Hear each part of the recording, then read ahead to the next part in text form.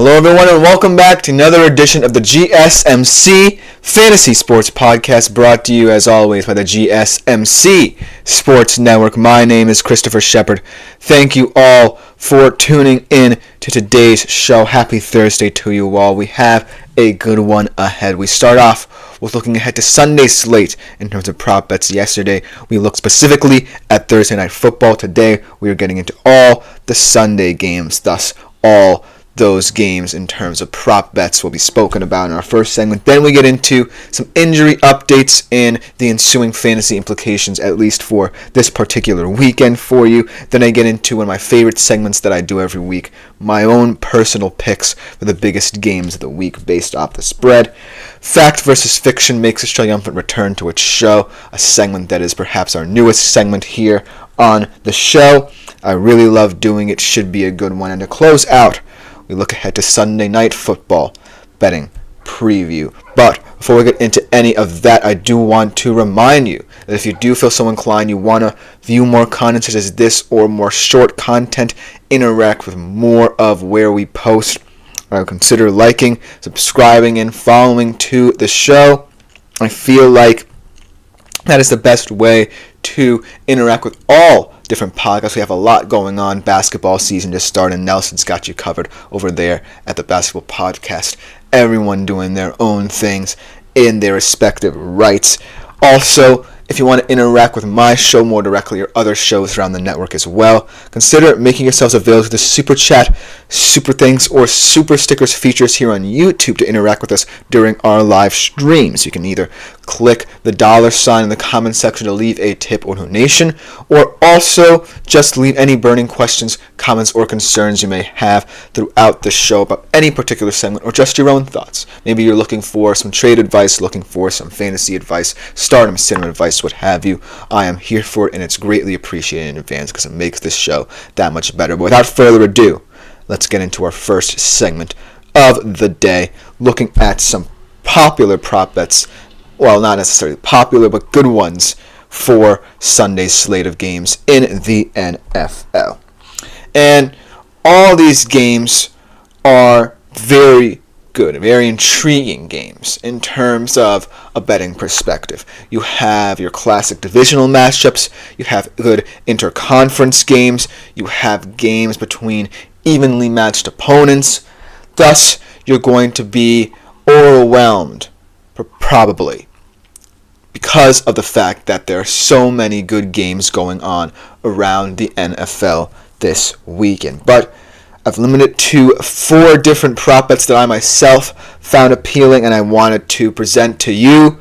But these are just mine. Let me know if you have your own or have any questions about your own prop bets in particular throughout this segment, and we can have a nice discourse surrounding these Week 8 prop bets. Without further ado, let's jump right into the first one. Let's talk about a quarterback who has had his peaks and valleys this season. I cannot deny that. But in this matchup, certainly feels like he's going to be a little bit overwhelmed by the occasion, I believe. Now, this is a matchup in which he's favored. It's a home game for him, and it's in his division. But going off of what I saw last week, which was not pretty, and how the Bucs defense can exploit that, I'm looking for Kirk Cousins to have another pedestrian game. Maybe even one where he's very similar in how he performed against Seattle last week. Under 259.5 yards is my bet for him in this game at minus 137. So it's just based off of something that I see in how he stagnates this offense when you have players of the potential the Falcons have and you don't necessarily utilize them in certain moments as well as I would hope. Let's say I were a Falcons fan and I was just satisfied by the utilization of Bijan and Algier in certain moments, or because of the fact that Kirk Cousins can only make X number of throws to X areas of the field. Thus, that's why I feel like it's such a frustrating thing to watch if you were watching the Falcons offense, because you can see the glimpses of what this Atlanta Falcons offense can be and potentially how far it could go in the playoffs should they get there. But it's all contingent on the play of Kirk Cousins, and he hasn't really answered the call enough for me to think he can be, on a consistent basis, someone who the Falcons will rely upon should they get to the playoffs and should they have ambitions of making a little run in them. So that's why I'm taking the under, even though it certainly feels as if the Atlanta Falcons are playing with house money in this game. I just feel like it's a weird divisional game, a rematch of perhaps one of the weirder games of the NFL season.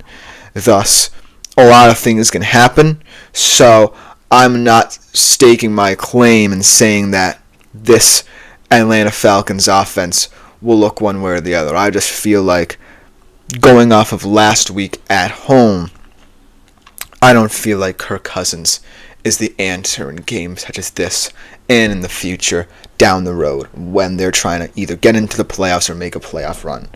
But on a more positive note, let's talk about another game between two surprising contenders in both the Bears and the Commanders, and a player who, after a really rocky start to the year, has proven his worth for this team and how important he's going to be in order for the Bears to be truly taken seriously, and that is DeAndre Swift.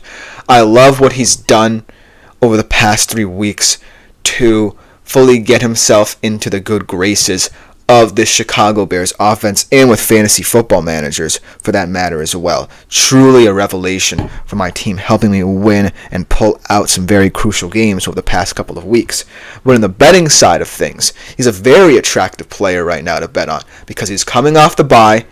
The Bears are playing perhaps the hardest game left on their schedule. If you look at the Bears' schedule, and I'm just going to pull it up really quickly here, there aren't that many games that stand out to you, perhaps outside of their division, that feel like they're going to be in for a rough ride. After the Commanders, they have the Cardinals and the Patriots before they get into more of their divisional slate with the Packers, Vikings, and Bears. So as you can see, peppered between their divisional contests are games the Bears should be favored in. They do have a tough conference schedule. They still have the 49ers and Seahawks to play, what could be very pivotal games in terms of their playoff hopes this season. But looking at the Bears' schedule, I certainly feel that there are opportunities for this team to make noise. And it's going to hinge on a player of DeAndre Swift's caliber, a guy who they brought in from Philly after a career year to really help them. So with that being said, looking at his props for this week, I'm taking the over in terms of his yards. It's over 59.5 yards, also at minus 137 out there in the market. And I think that he is really primed for a nice stretch of games. I think that this kind of bye came at a very opportune time for the Bears, coming back from London after the emotional win abroad against Jacksonville that proved that, yes, even though it's Jacksonville, they have the firepower on the offensive side of the football to really stymie teams, and their defense can complement them as well. But it's DeAndre Swift, the straw that's going to stir the drink. That's just my opinion about this Bears offense. Let's go to a new addition for a team that's looking like it could be rejuvenated with this new addition. A guy who I certainly was apprehensive about in terms of being a trade candidate and going to this particular team, but he proved me wrong in his first game with them, and it is Amari Cooper of the Buffalo Bills going on the road to Seattle. Now, here's the interesting thing about this bet. Josh Allen on the road has been appallingly bad this season. His passing yardage per game has dropped significantly. He's thrown less passing touchdowns. And thus, that is why I feel like it's so crucial to have someone like Amari Cooper in hostile environments, especially an environment like the Seattle Seahawks can bring in a home atmosphere.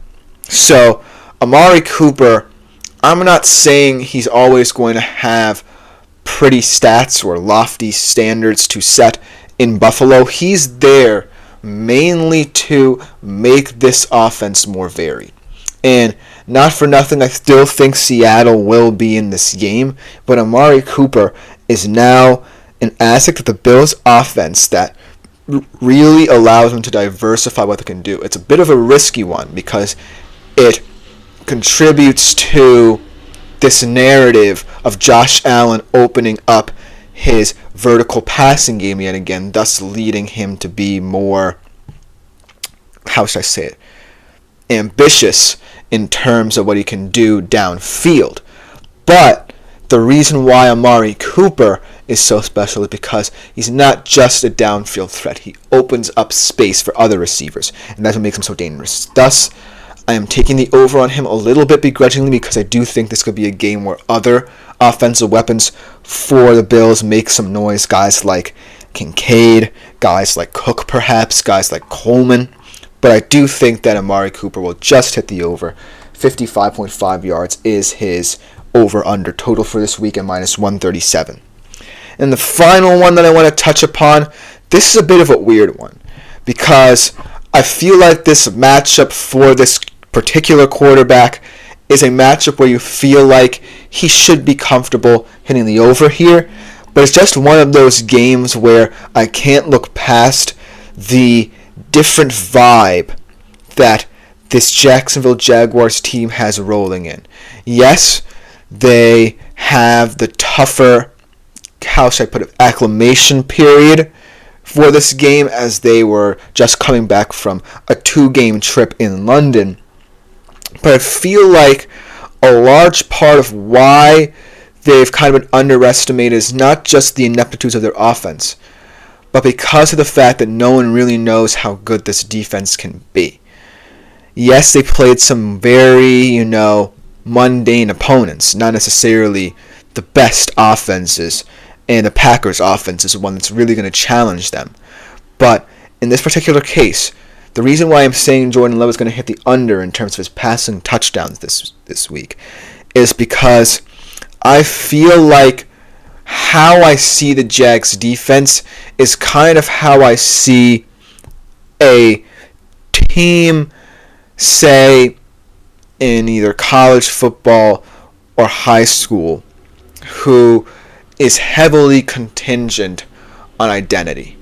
And their identity going forward, yes, may lean to trying to figure out their offense, but you can't get too much of a good thing. And the Jags defense is perhaps the best thing about them at this current point.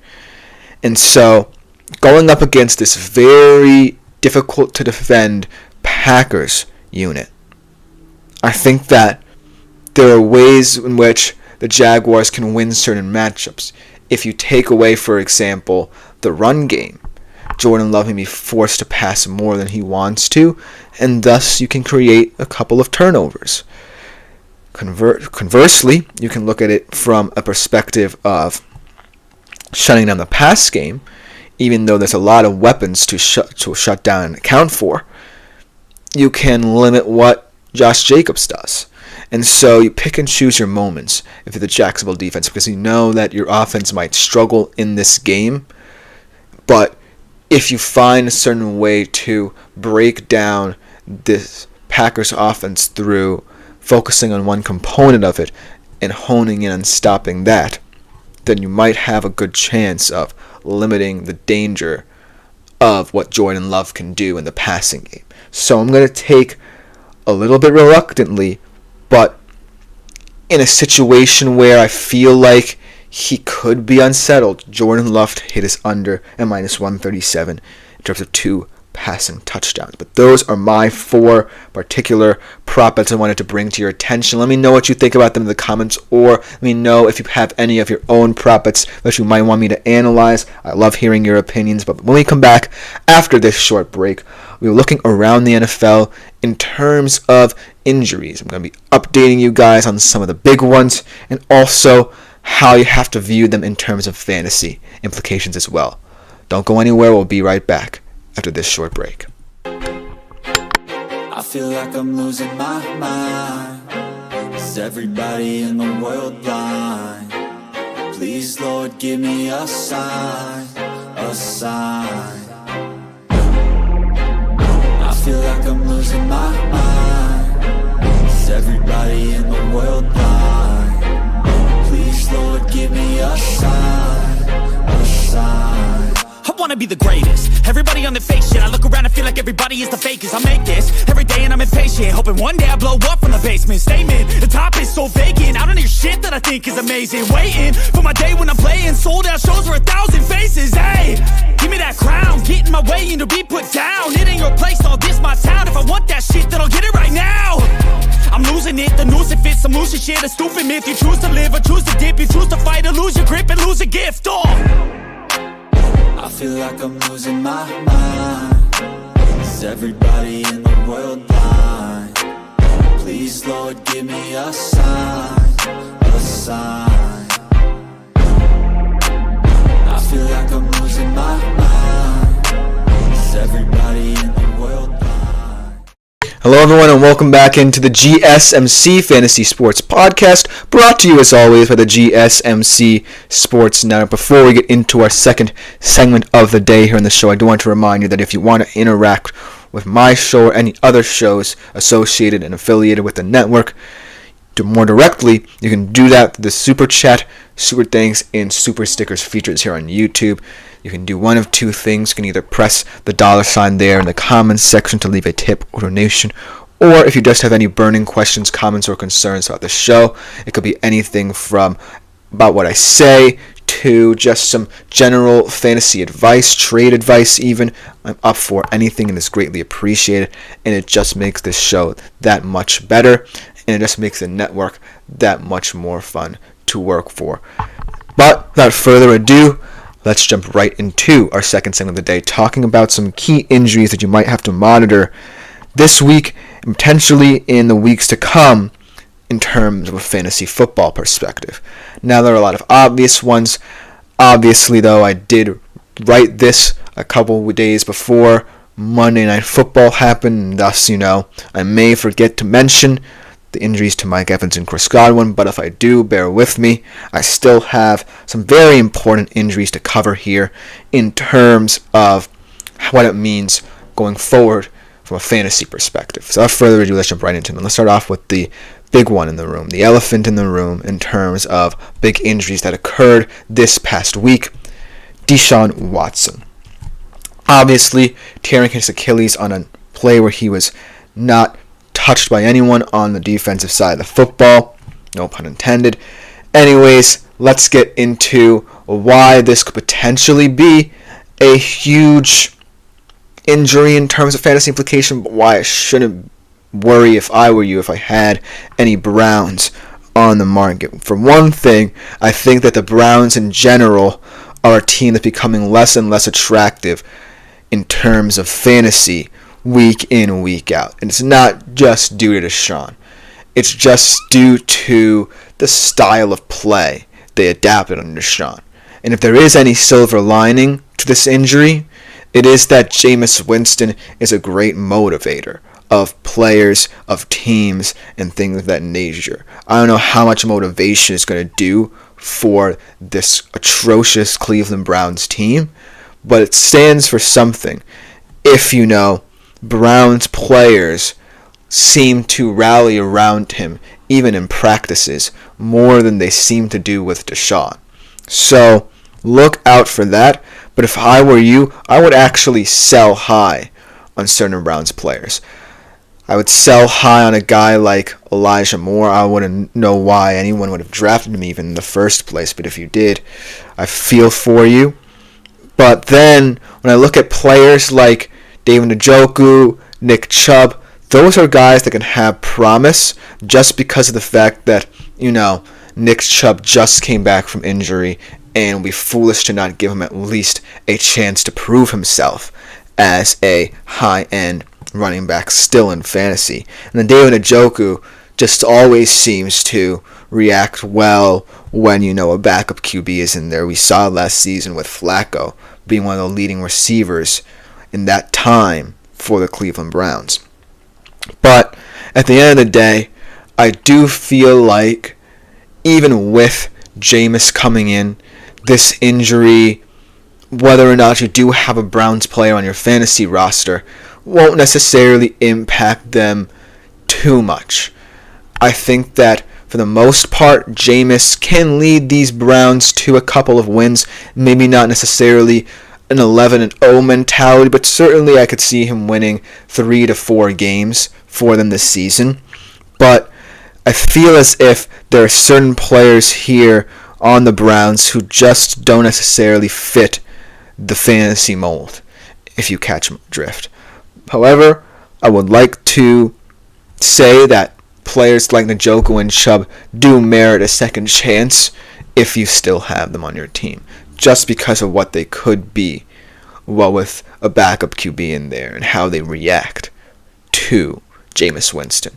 But that's, my 2 cents on the Deshaun injury. I don't necessarily want to go too into depth because it is the Cleveland Browns, and they are in a very tough situation, a dire situation at that as well. But then the second injury is kind of a bizarre one because we don't necessarily have much information. And as a Seattle Seahawks fan and as someone who tends to follow teams who don't necessarily give out that much information about certain injuries, I don't know why, DK Metcalf's injury is kind of an enigma to contemplate. It's an MCL sprain. So you're guessing that it would be a potentially 3 to 4 week thing because MCL sprains are serious but potentially not season-ending serious. But Mike McDonald said that he was week to week, and he was highly optimistic that he would only miss about, say, 1 or 2 games. So I don't know how to take that information. I usually take it with a grain of salt because, again, I'm someone who tends to follow teams who don't necessarily dispel or reveal that much information about significant injuries to key players. But I do feel like DK is someone who, much like Deshaun, but not necessarily too detrimental to other players on his squad, isn't necessarily someone who you would want to miss, say, 3 or 4 games, but because of the status of this injury, because of how up in the air it seems, I would say you will be fine without him. And plus, the Seahawks have one of the deeper wide receiver rooms in the NFL, so I wouldn't necessarily worry, say, if you had a stack of Seahawks wide receivers and you have someone like JSN, or even a guy like Jake Bobo, who should be getting more opportunities anyways, in your squad. But DK's injury is just one in which, the Seahawks offense does have to account for. He was one of their biggest weapons, and especially a game like this against the Bills, where you're flying home after a very emotional road win, and you don't want to let any injuries get the better of you. I do feel like there's still a lot of upside for however long DK misses time for in the Seattle offense. And so that's why I feel like DK, while not necessarily someone who, like Deshaun, led to the detriment of his offense, is still someone who, from a fantasy perspective, doesn't necessarily project to be someone who you can live without because of his importance to what the Seahawks did. But we'll see how Seattle looks because, as I'm going to talk about a little bit maybe in my picks, this is a game that we potentially be favored in because of how badly the Bills have looked on the road. But because of this injury, the status is still up in the air. But let's talk a little bit more positively about certain injuries because this is also a time where a lot of players could be coming back. Yes, we have some devastating injuries to talk about, but this is a time, like I said, PUP players have come back, like Nick Chubb. Hopefully TJ Hawkinson returns soon. Guys that I'm going to talk about to close out this segment that will also come back, but most importantly, this one is going to get a lot of attention because of the decisions he's making in terms of his career and the future of his life will look like. And Tua Tagovailoa is certainly someone who has had his fair share of criticism, or not necessarily criticism, but his fair share of apprehension, let's put it, coming from pundits about his decision making in terms of his career. Now, funnily enough, he still is the best option at QB for the Miami Dolphins because we saw how inept that offense looked with the play of whether it be Thompson, Huntley, or the atrocity that is Tim Boyle. But I do feel like Tua is someone who continues to eschew the safe narrative, because no one would have been mad at him if he had sat out this entire year, but because of the ineptitude of the Dolphins offense, it does bring them, and Dolphins fans in particular, a sense of optimism to see him come back. But at what cost is the deeper question, though, because if Tua looks less than the sum of his parts, I do think that you're going to have to consider A, his retirement and how he deals with it, and B, how this team could look if the future does not involve Tua. So those are the questions that have to be answered, but I do believe that Tua is someone who's spoken long and hard about this with his team, with his family, and he understands the gravity of the situation. But I do feel a little bit apprehensive about his future should he be the starting quarterback for the remainder of the season. And hopefully he gets through it fine, because we don't want to talk about things that could be detrimental to his health later on down the road. Then another injury a little bit more positive. How about the return of Cooper Kupp? Well, maybe not positive for Rams fans because of all the trade rumors that have been going around concerning Cooper Kupp, but it is still an exciting proposition that one of the league's best wide receivers is coming back to the football field. Now, in terms of whether or not I believe he's going to be a Ram, it would be ludicrous to trade away a season in which you kind of feel like you could be a playoff contender. Because look, the NFC West is not the best of divisions, and I should know because I'm a Seattle Seahawks fan and I follow this division religiously. So, if you're the Rams, you'll be doing everything in your power to kind of shift away from all the trade talks and focus on getting both Kupp and Nakua back healthily for a playoff push. And so that's why I feel like the return of Cooper Kupp should not be as sensationalized as it seems to be. Because at the end of the day, he's just going to be someone who wants to get to work, and his work should be with the Los Angeles Rams, because they are a team that can contend this season, and they don't necessarily have to worry about the depth of their division. So Cooper Kupp's return could be paramount.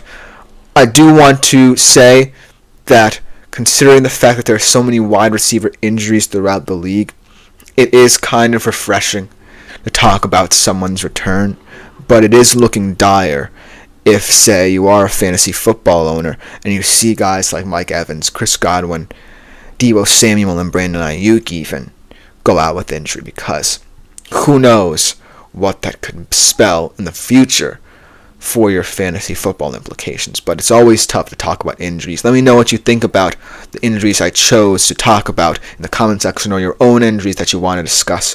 But we come back on the other side, one of my favorite segments to do every single week, my personal picks of the biggest games in the NFL slate based off the spreads. And we'll be right back to talk about them. Looking for your daily fix of sports talk without having to pay for it? GSMC Sports Network is available on YouTube.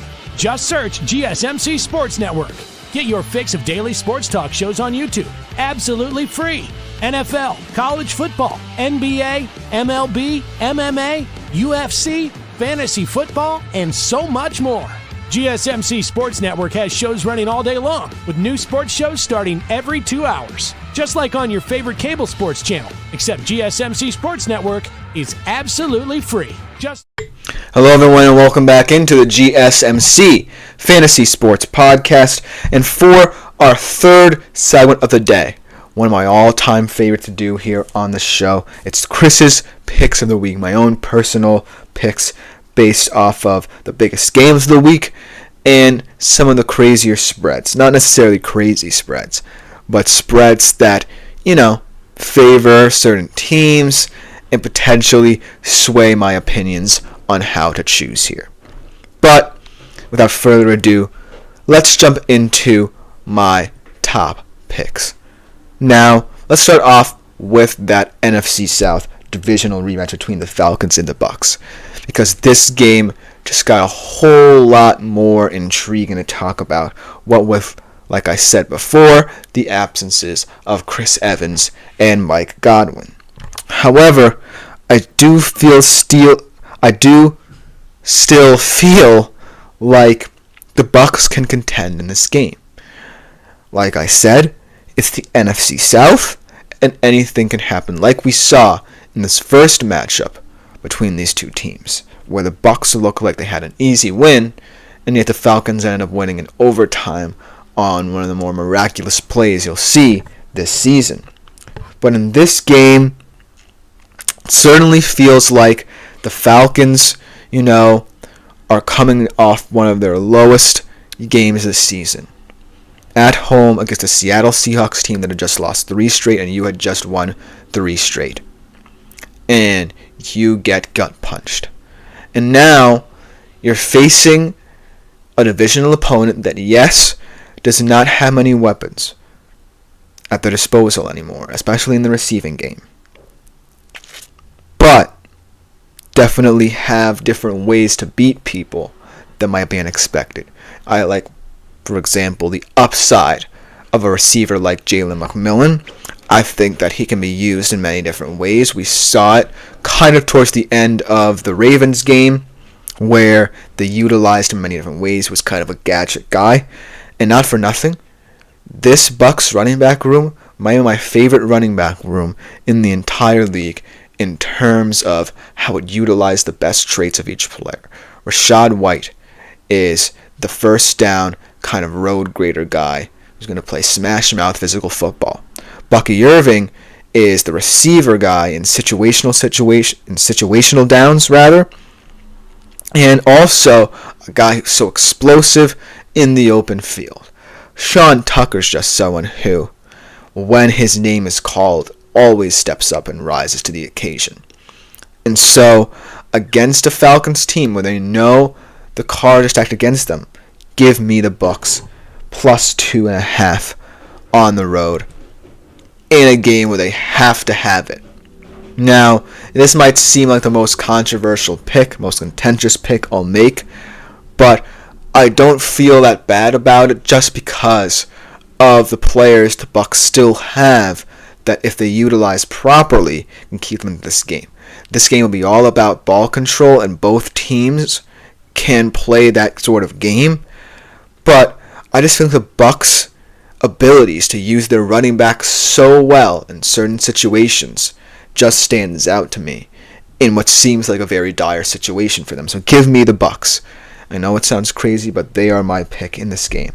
Let's go to an exciting game that kind of got a little bit muted due to the potential absence of Jaden Daniels in it, but the Bears and Commanders is still going to be a good game. I feel like the weight has been lifted off Caleb's shoulders in terms of the narrative surrounding this game, in that he doesn't have to worry about all the Jaden Daniels talk and how they've compared to start the season. And he can just play freely with his guys who, not for nothing, have been coming into their own for him, and show that he has matured enough to contend with teams such as the Commanders. On the Commanders side of things, I still feel like even with Marcus Mariota, this is a dangerous team just because of how genius Cliff Kingsbury seems this season.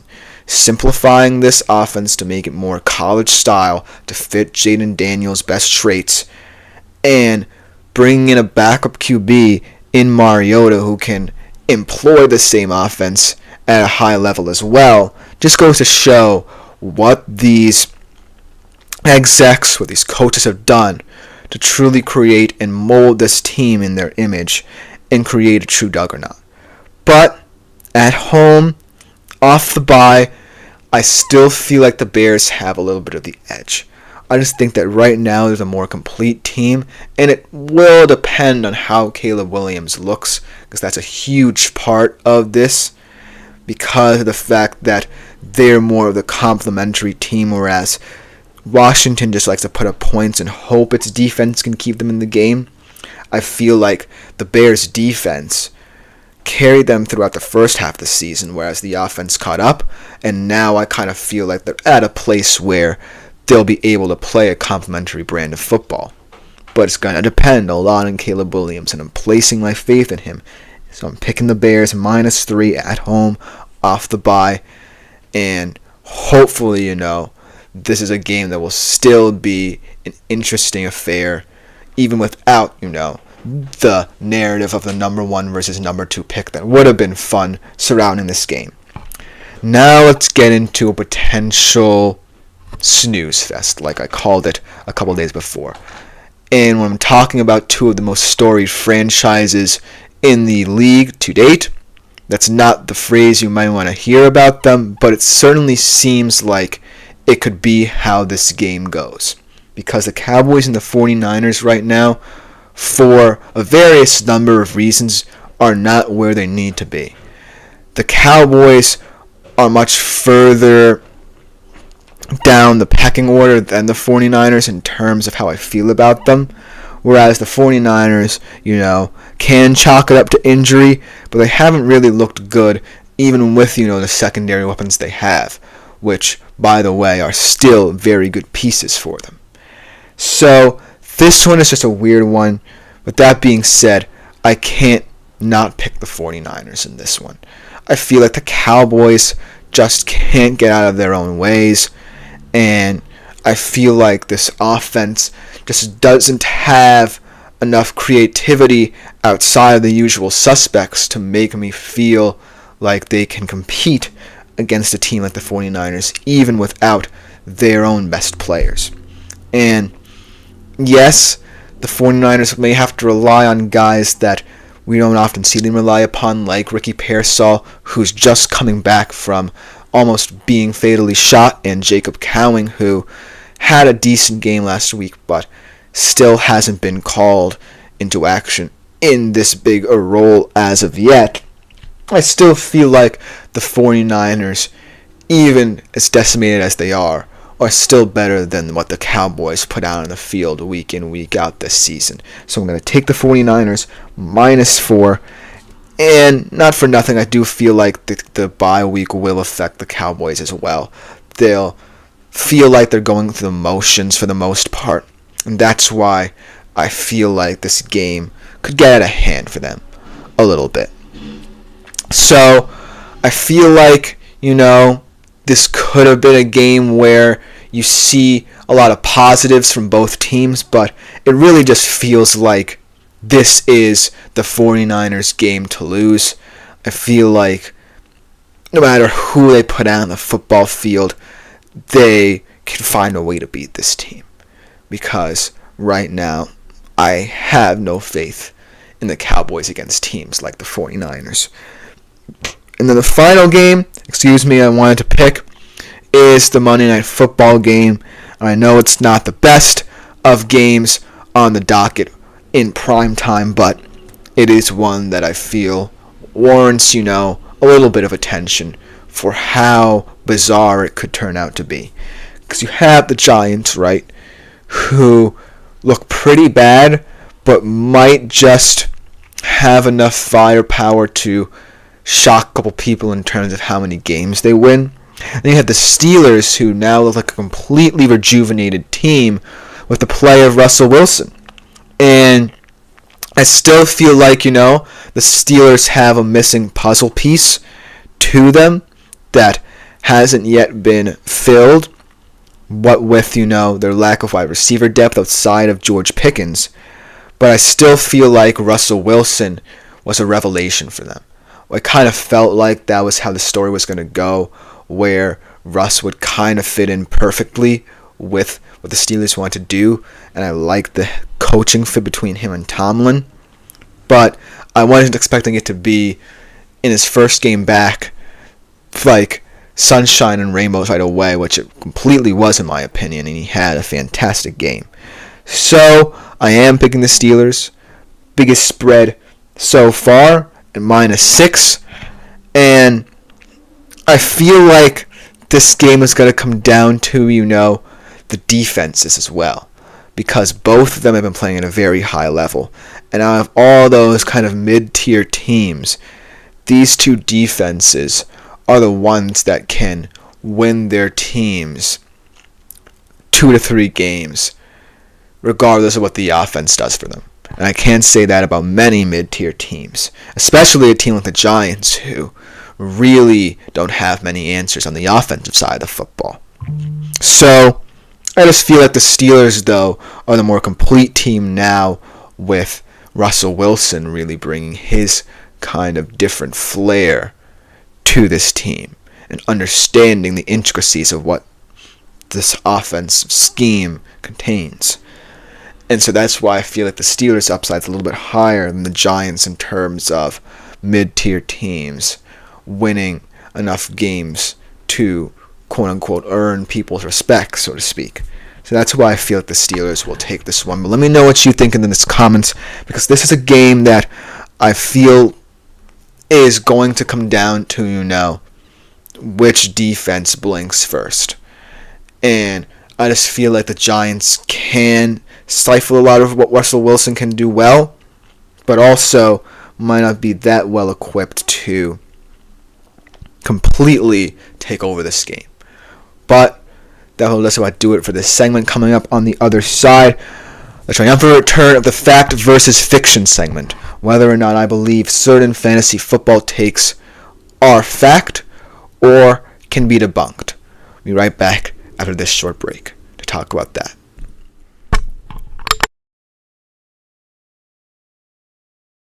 For the best and latest podcasts available anywhere, go to the podcast app on your cell phone and type in GSMC to access free content-rich podcasts on health and wellness, book reviews, sports, entertainment, relationships, social media, movies, technology, finance, and even weird news. Subscribe and download the GSMC Podcast Network's family of shows, available everywhere. Hello, everyone, and welcome back into the GSMC Fantasy Sports Podcast. Hopefully, you guys have enjoyed the show thus far. We are in the home stretch of today's show.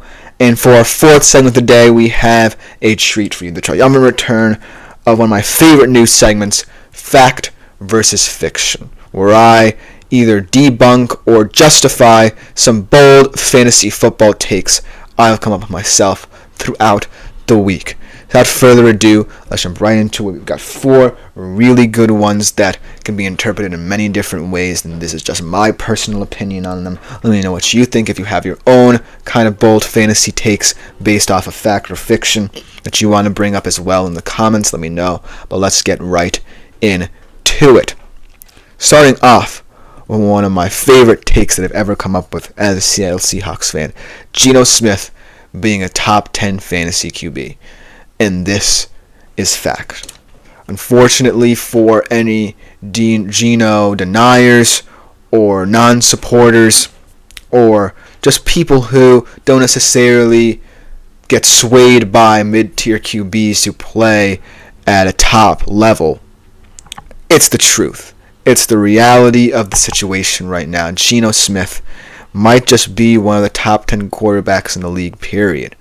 Not just statistically, but from the eye test, from how he's really elevated this Seattle team that's certainly needing his high level of play due to the struggles of this offensive line and things of that nature. And it's translating into fantasy, and I can't believe that in my personal league, perhaps in yours as well, he still might be out there on the waiver wire, just sitting there.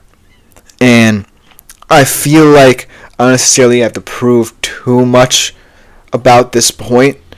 It's just that I feel like the reason why people are kind of let down, I guess, by Geno is because of the fact he doesn't have, the most appealing stats on paper in certain moments. For example, the San Fran game certainly didn't have that many appealing stats, and a lot of his production came in cleanup duty and garbage time. And so that's the kind of caveat to this. But I still think when you break this down and look at Geno and what he's done this season, how he's leading the league in passing yards per game, and looking at the pass attempts he's had, it's crazy to contemplate what he's doing, especially in terms of how efficient he's been as well in guiding the Seattle offense. that you can't ignore the fact that he truly is someone who you're going to have to look at and say, hey, this is a guy who I might not have liked the start of the season and I might never like, but is still someone who has such a high upside, a high ceiling from a fantasy perspective that I can't deny him. And if you're someone who does not have much quarterback depth in your fantasy team, go out there and get him off waivers, because I guarantee you that will, really get the notion around that Geno Smith is someone to be reckoned with in fantasy. But that's just my 2 cents there. And it's completely and utterly quote-unquote unbiased, but I'm just trying to defend my guy, Geno Smith. And the next one is a bit of a weird one here that I feel is going to really start to make sense in the next couple of weeks. Amari Cooper being a viable fantasy asset.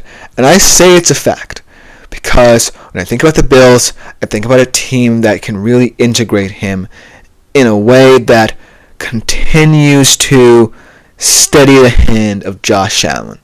I don't necessarily think that bringing in Amari Cooper will immediately allow Josh Allen to stretch the field, but the reason I put for now next to fact is because, when the Bills become more pass happy, that's where I feel like Josh Allen tries to be the hero too much.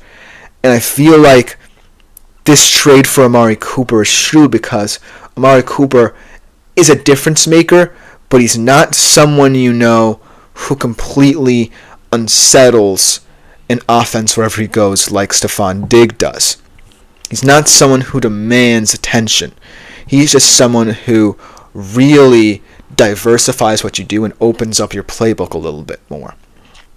And so I feel like Amari Cooper is going to be as valuable as a fantasy asset as Josh Allen makes him, if that makes sense. Because week in, week out, there are going to be moments where Josh Allen puts up a pretty bad game or a pretty pedestrian game by his standards. And through no fault of his own, Amari Cooper is going to have to get called into question for it. But in the grand scheme of things, he's still someone who brings to light what the Bills' offense can be, if, they were to open up a little bit. Because I still feel the right way to go with them is by sticking with, Josh Allen simplifying everything and not jumping to the vertical pass game. But this is an interesting one to contemplate because of what Amari Cooper represents in terms of why the Bills traded him. Because of why they traded for him is because they feel like the vertical passing game needs to be a big part of what they do going forward, then so be it. But if it's not, then there are going to be certain moments where this relationship gets called into question because of what Josh Allen means to his development for the Bills.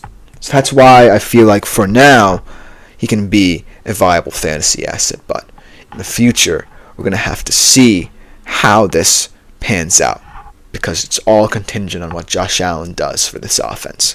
And the third one I want to talk about is the Falcons' offense cooked. Now you can say the same about their opponents, but I feel like this one is fiction. I feel that this was one of those games where they just got gut punched, man. This just felt like a very weird game in terms of the vibe of the Falcons. And, I am concerned about Kirk Cousins because of the fact that he doesn't offer you much in terms of escapability in creation out of structure. But when he gets enough protection, when he's able to sit in the pocket, he can deliver precision passes to the short to intermediate areas of the field and manage the game at a high level. And we saw it in the last matchup as well, where he threw for 500 yards. So I do feel like there are certain points the Falcons might want to address in order to fix this offense, but it's not completely quote-unquote cooked, like I say. it's still an offense with fantastic pieces, two of the best running backs in the league, one of the best rooms in the league for that matter, and a lot of young guys in their skill position groups that I feel just need to find that rhythm week in, week out, and the consistency will follow. And so I feel like people are going to start placing too much weight in quote-unquote meaningless games for the Falcons, and that they're going to panic and say, oh, they shouldn't be getting blown out by such and such team. The fact of the matter is they play in the NFC South, and if they win those games, they should be fine here, and they should contend with the Bucs for the NFC South. Now, I will be concerned about this offense, and this could become a fact come playoff time, when, a lot of the ineptitudes of this offense could be called into light because of the fact Kirk Cousins isn't a mobile quarterback who, in a playoff setting, can win you many games. We saw it with his time with the Vikings as well, where he lost the Giants that one year, mainly due to the fact he could not create outside of structure. But at the end of the day, in the regular season, a little just over a quarter of the way through the season, I feel that the Falcons' offense has enough to get them to a place where they want to be. And I don't think people should raise their expectations. I feel like they just need to get to the playoffs, and a lot of people's expectations should be met. But, this is the NFL. A lot of teams, when they have hope about their teams, blow things out of proportion. And so I feel like the Falcons' offense is good for what it is, and that is to take care of business in their own division and hope that in the playoffs they can make a little bit of a run. But for now, I'm saying this is fiction. Potentially my mind changes in a couple of months. And then the last one that I want to get to is another interesting one, just because we talked about the situation a little bit at the start of the show, and because, I don't necessarily know how much this guy is going to really alleviate some of the questions this fan base might have about the future of this team. But for now, he's going to be a fun, frisky player who you might want to look out for on the open market in fantasy, and that is Jameis Winston, potentially being a high-end QB2. I did put if the starter, but now that we know, I do feel like this becomes a much more prescient take, and I do feel it is a fact. And like I said, there's not that much optimism outside of some key guys on that Browns offense, but I do feel like the presence of Jameis Winston for this team really makes it a lot more positive, a lot more optimistic, and most importantly, a lot more uplifted. Because I feel under Deshaun, they were just beginning to become stagnant, and Deshaun's presence just overwhelmed what the Browns offense believed they could be, if that makes sense. It consumed them that the ineptitude of their quarterback play was so bad that it held them back a little bit.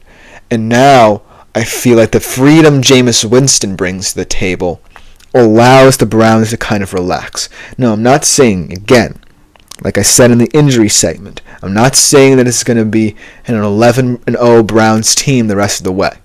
I'm saying that what Jameis can bring to the table is potentially the difference between maybe going out and hitting panic mode and reaching for a quarterback in this year's draft, and, potentially having him for 1 year and making Deshaun Watson the highest paid backup in the league. And I feel that's the best way forward, to be honest with you, for the Browns, because if you want to eat that much dead money in the future with Deshaun, should you cut him, then by all means do it, but it just makes you look that even more bad, because this is already one of the worst contracts in the history of the NFL. And so you have to find some way to justify it. And should Jameis Winston prove that he's a competent, serviceable quarterback for you, maybe either you do go into the draft a quarterback and have him sit behind Jameis, or, wait till an opportune time where Deshaun's contract might not mean as much to you in the future, but that's not looking like the case, then, I feel like the situation can be a little bit more alleviated. But if I'm Jameis Winston, though, the pressure's completely off me. I feel like, he came into this organization just wanting to have an opportunity. He's always someone who wants to serve his team for the better in whatever capacity. And we see it. No matter if he's the backup, no matter if he's the starter. He just brings his brand of intensity, of swagger to every single team he's played for in his career. And for better or worse, I feel like his motivational presence will lend more towards the side of positivity for a Browns team than anything else. But those are my fact versus fiction takes of the week. Let me know what you think about them. Coming up next to close out today's show, we look ahead to Sunday Night Football and that game that might be a little bit contentious in the future. We'll be right back to close out the show by talking about it after this short break.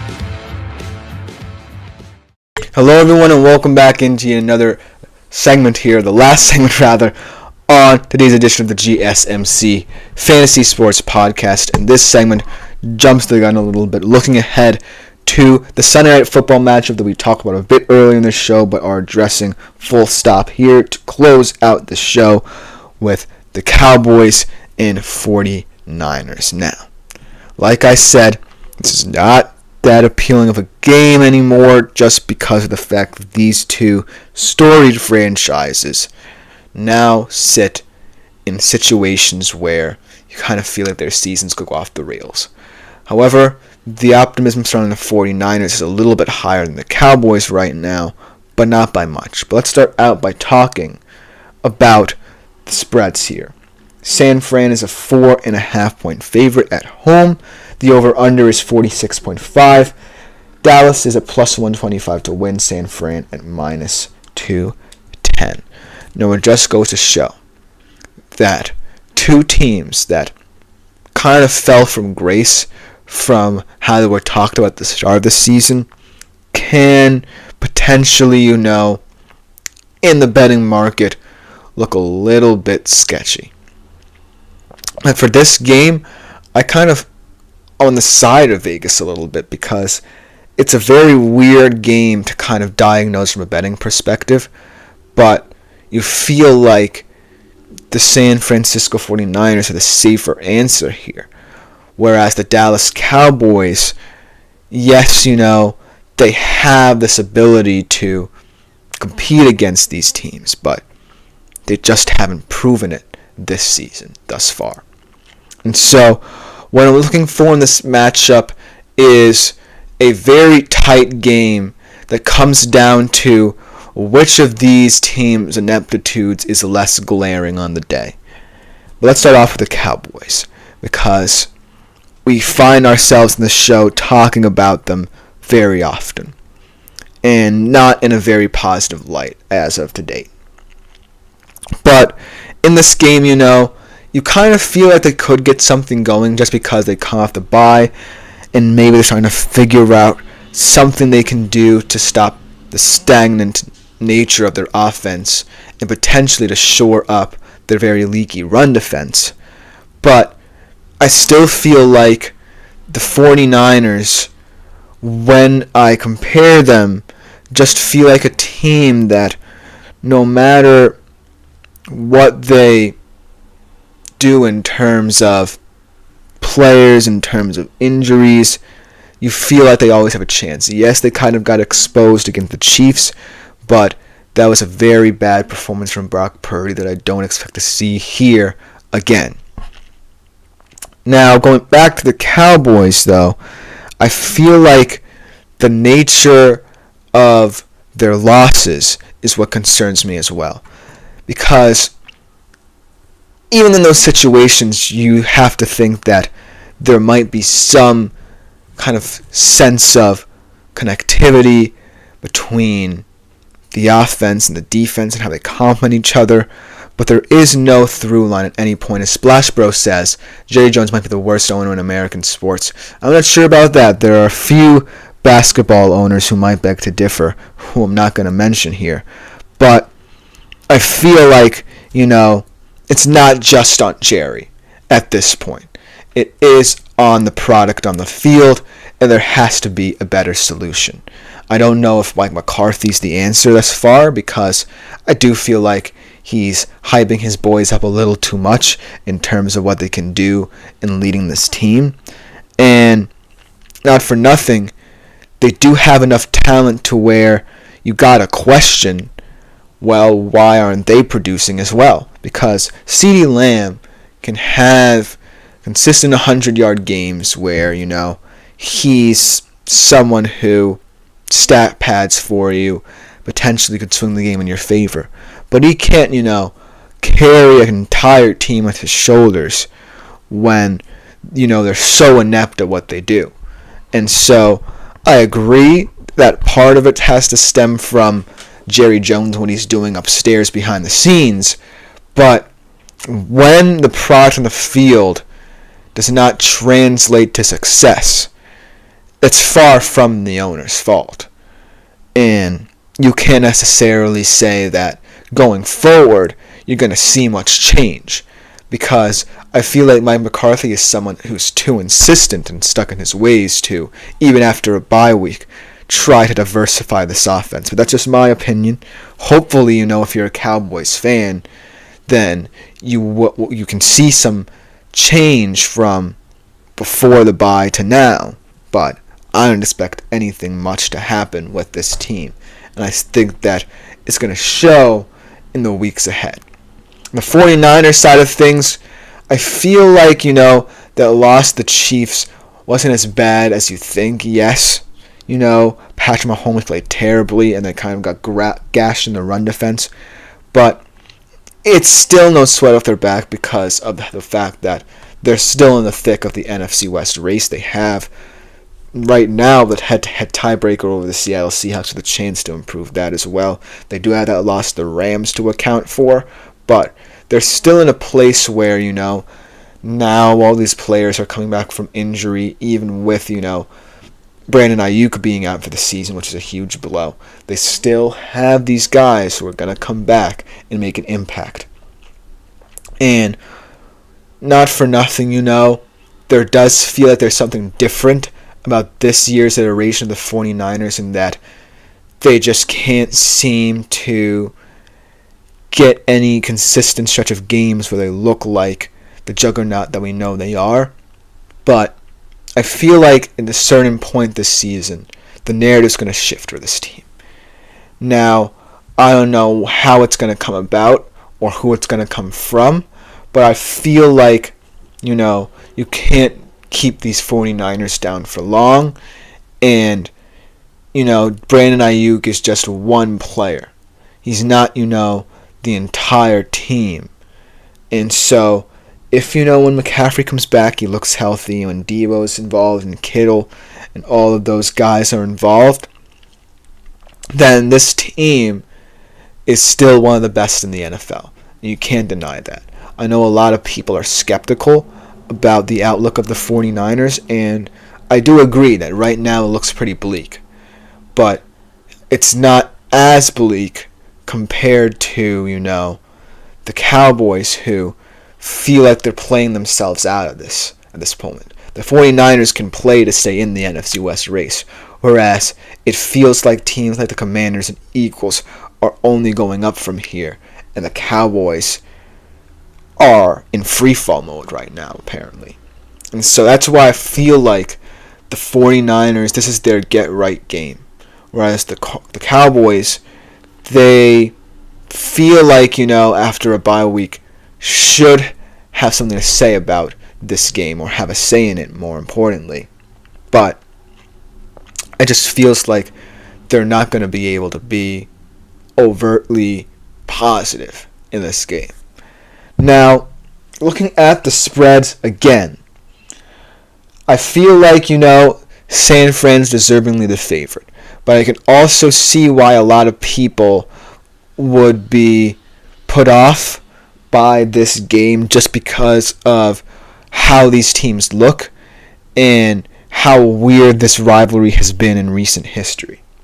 Now, I feel like the 49ers, in my opinion, are the clear winner, but who knows? Who really knows in this kind of NFL landscape right now? Because for all we know, Jalen Tolbert could show up. Rico Dowdle could suddenly become a serviceable running back out of the backfield. Hunter Lepke could be an interesting RB3. Jake Ferguson could become a big part of the pass game. Brandon Cooks could look less old, so to speak.